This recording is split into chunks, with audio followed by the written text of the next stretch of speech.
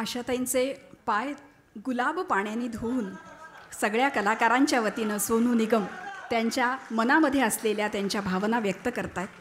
अतिशय मनाला आनंद देणारा आणि मनाच्या कप्प्यामध्ये कायमस्वरूपी ठेवणारा हा क्षण आपण सगळे बघतो आहोत, आपण साक्षीदार होतो आहोत त्याचे. आशाताईंचे पाय गुलाब पाण्याने धुतल्या जात आहेत.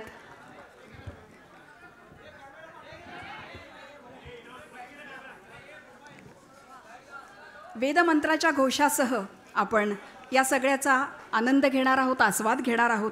यानंतर 91 दिव्यांनी पारंपरिक पद्धतीनं त्यांचं औक्षण करण्यात येईल. वस्त्र फुलांची परडी त्यांना देण्यात येईल आणि वेदमंत्राच्या घोषणांना सुरुवात करेल.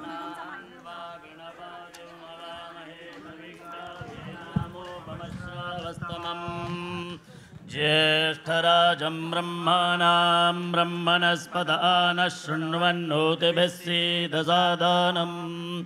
ॐ स्वस्ति नो मिमेदामश्विना भगः स्वस्ति देव्यदेतिरनर्वणाः स्वस्ति पूषा असुरो दधातु नः स्वस्ति द्यावा पृथिवी सुचेतुना स्वस्तये वायमुपपर्वामहै सोमो स्वस्ति भुवनस्य यस्पतिः बृहस्पतिं सर्वगणौ स्वस्तये स्वस्तय आदित्यासो भवन्तु नः विश्वे देवानो अद्य स्वस्तये वैश्वानरो वसु रग्ने स्वस्तये देवा अवन्त्वभव स्वस्तये स्वस्ति नो रुद्रपात्वं हसः स्वस्ति मित्रावरुणा स्वस्ति बध्येरेवते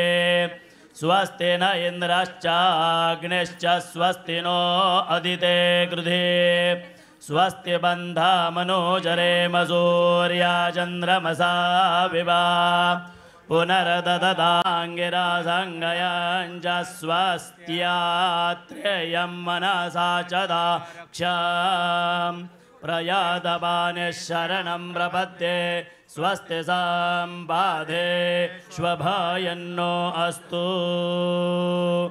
ॐ